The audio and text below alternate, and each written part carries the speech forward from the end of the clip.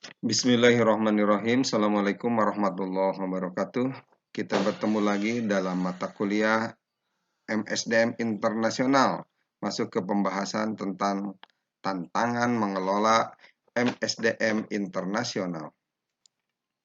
Saat para periset menanyakan para manajer senior SDM di 8 perusahaan besar tentang bagaimana tekanan global terpenting, apakah yang mempengaruhi praktek manajemen sumber daya manusia di perusahaan Anda saat ini dan di masa yang akan datang? Ada 3 hal jawaban yang muncul di sini. Pertama, masalah penyebaran. Dengan mudah menempatkan keterampilan yang tepat di tempat yang kita butuhkan dengan mengabaikan lokasi geografisnya. Yang kedua, diseminasi pengetahuan dan inovasi, menyebarkan pengetahuan dan praktek yang paling canggih ke seluruh organisasi dengan mengabaikan dari mana asalnya. Yang ketiga, mengenali dan mengembangkan bakat secara global, mengenai siapa yang dapat berfungsi secara efektif dalam organisasi global dan mengembangkan kemampuannya. Bagaimana perbedaan antar negara mempengaruhi MSDM? Perusahaan yang beroperasi misalkan di dalam ruang lingkup Amerika Serikat umumnya memilih kelebihan dalam hal kemudahan karena relatif terbatasnya variabel ekonomi, budaya, dan hukum. Walaupun negara bagian dan pemerintah yang berbeda tentunya memiliki undang-undang sendiri yang mempengaruhi SDM. Sebuah kerangka kerja federal yang berdasarkan dan mampu membantu untuk menghasilkan kumpulan pedoman hukum yang cukup dapat diprediksi mengenai hal-hal seperti diskriminasi pekerjaan, hubungan pekerjaan, serta keamanan dan kesehatan. Ada 4 hal yang diperhatikan. Pertama, faktor budaya. Negara-negara sangat berbeda dalam hal budaya. Dengan kata lain, dalam nilai dasar yang dianut oleh warganya. Dan bagaimana nilai-nilai ini dimanifestasikan dalam seni, program sosial, politik, dan cara melakukan berbagai hal di negara tersebut. Yang kedua, sistem ekonomi. Ada perbedaan dalam sistem ekonomi yang juga diterjemahkan ke dalam perbedaan dalam praktek SDM. Salah satunya beberapa negara lebih terpadu dengan ide perusahaan bebas daripada negara lainnya. Yang ketiga, faktor hukum dan hubungan industrial. Sebagai contoh, praktek pekerjaan sesukanya di Amerika Serikat tidak sama dengan di Eropa. Seperti memberhentikan dan memecat pekerja biasanya memakan waktu dan mahal. Yang keempat, Serikat Uni Eropa. Tahun 90-an, negara-negara terpisah dari bekas komunitas Eropa Community disatukan menjadi sebuah pasar bersama untuk barang, jasa, modal, dan bahkan tenaga kerja yang selanjutnya disebut Uni Eropa. Euro telah menggantikan mata uang lokal dari banyak negara anggotanya pada tahun 2002. Sebagai tambahan bagi proses partisipatif yang ditemukan beberapa di negara Uni Eropa, hukum Uni Eropa saat ini meminta perusahaan multinasional untuk berkonsultasi dengan pekerja mengenai beberapa tindakan perusahaan, seperti pemberhentian massal. Perbedaan dan persamaan dalam praktek-praktek SDM dalam hal prosedur seleksi personal. Di Amerika Serikat, pengusaha di seluruh dunia biasanya memberikan peringkat wawancara personal, kemampuan perorangan dalam persyaratan teknis pekerjaan, dan membuktikan pengalaman kerja di pekerjaan yang sama. Prosedur selanjutnya, tujuan dari penilaian kerja dan penggunaan hasil-hasil penilaian kerja oleh para pengusaha yang cenderung lebih bervariasi di berbagai negara yang berbeda. Selanjutnya tentang praktek-praktek pelatihan dan pengembangan. Pengusaha dimanapun meningkatkan kemampuan teknis sebagai tujuan utama memberikan pelatihan pada karyawannya. Penggunaan insentif pembayaran dalam hal penekanan pembayaran kinerja, misalkan di Amerika, di Cina mungkin lebih bisa diprediksi para manajer Amerika lebih menekankan insentif daripada kolega dari Cina. Bagaimana mengimplementasikan sistem SDM global? Membuat sistem SDM global lebih dapat diterima dengan konsep pertama, para pengusaha terikat dalam 3 praktek terbaik sehingga pada akhirnya sistem SDM global mereka dikembangkan. Pertama, ingatlah bahwa sistem global lebih dapat diterima di organisasi yang tentunya benar-benar global. Yang kedua, menyelidiki intimidasi terhadap diferensiasi dan tentukan legitimasi mereka.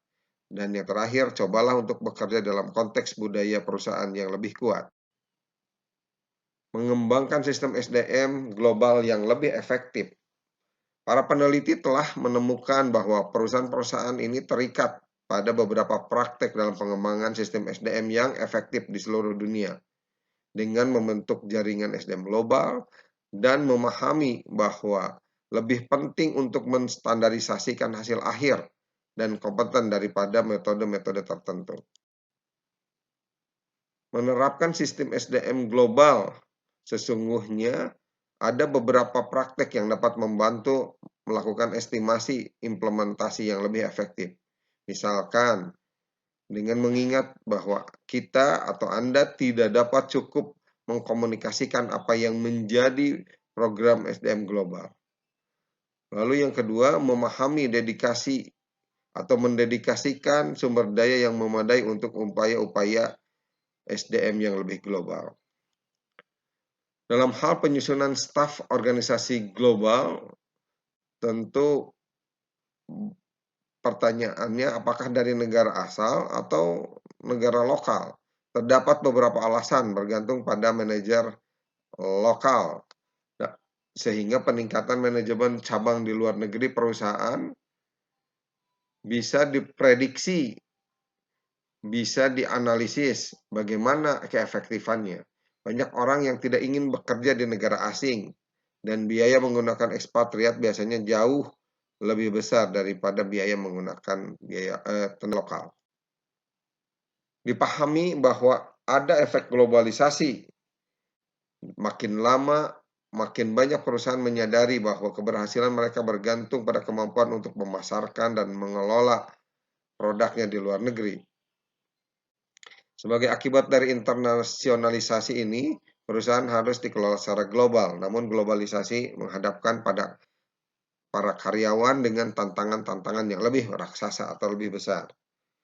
Yang ketiga, mengangkat ekspatriat atau mengirimkan karyawan untuk ditugaskan di posisi tertentu untuk bekerja di negara-negara lainnya.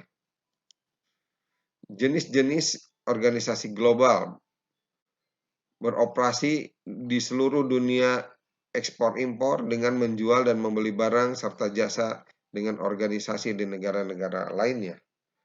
Yang kedua, perusahaan multinasional merupakan sebuah organisasi yang memiliki unit-unit operasi yang berlokasi di negara-negara asing. Yang ketiga, operasional global, sebuah organisasi yang memiliki unit-unit perusahaan di beberapa negara yang digabungkan menjadi satu kesatuan. Adapun faktor yang mempengaruhi MSDM global, pertama hukum, undang-undang, peraturan daerah di tiap negara, politik.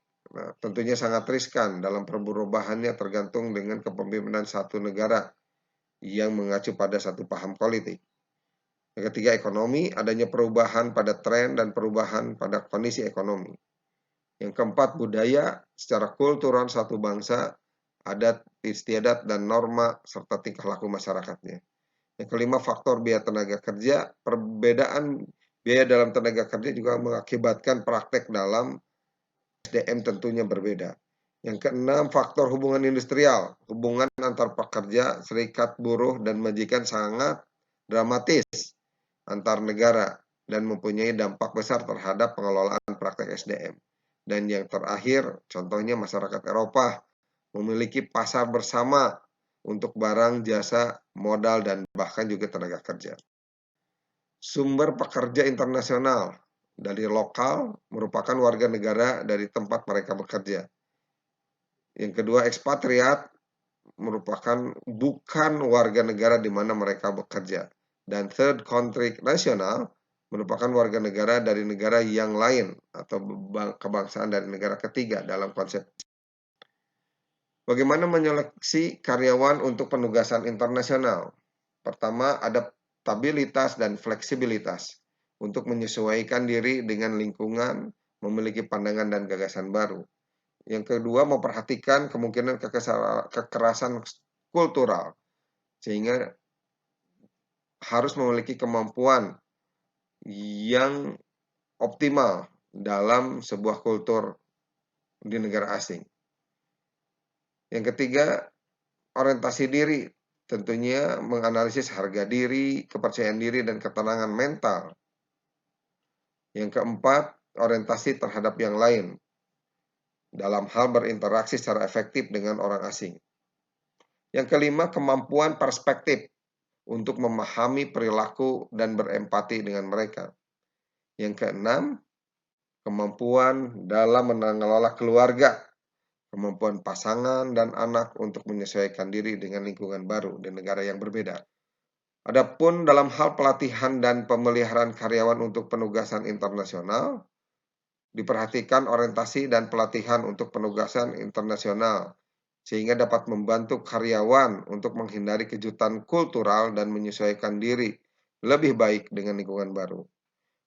Kedua, pengembangan manajemen internasional mendorong perbaikan kontrol atas operasi global dengan membangun satu kultur perusahaan yang mudah untuk disatukan.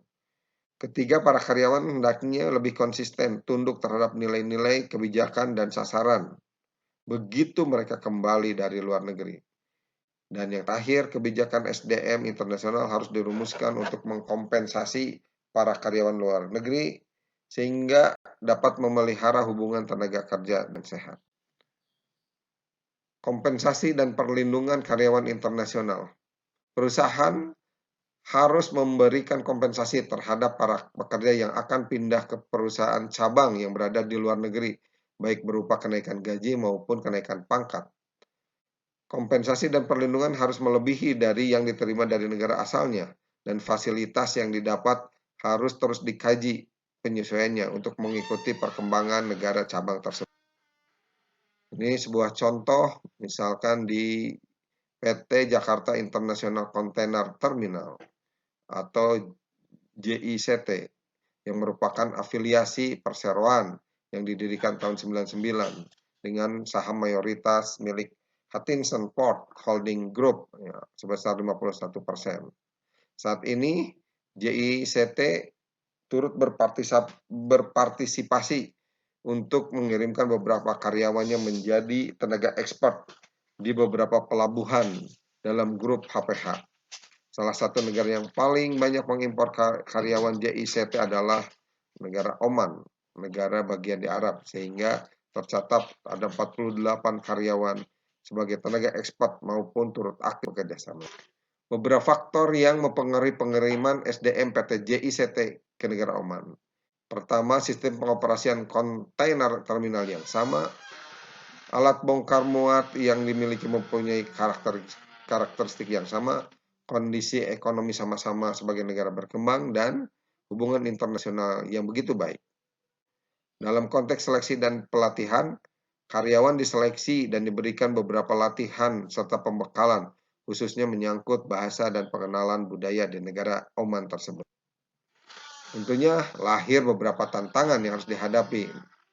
Misalkan faktor rasisme, adanya perbedaan rasisme yang kental antara warga Oman dengan pendatang.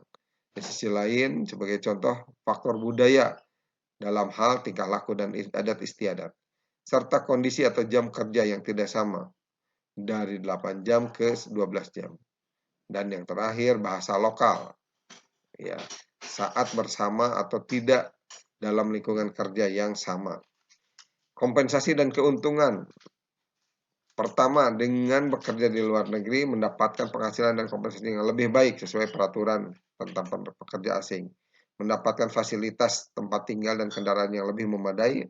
Mendapatkan perlindungan hukum yang jelas, tentunya dengan kerjasama antar negara Indonesia di Oman. dan mendapatkan fasilitas serta akomodasi liburan cuti untuk kembali ke Indonesia per 6 bulan dalam masa kerja sekaligus tunjangan cuti dan hal-hal lain yang diatur dalam kesepakatan bersama. Demikian pembahasan tentang tantangan MSDM internasional. Terima kasih. Assalamualaikum warahmatullahi wabarakatuh.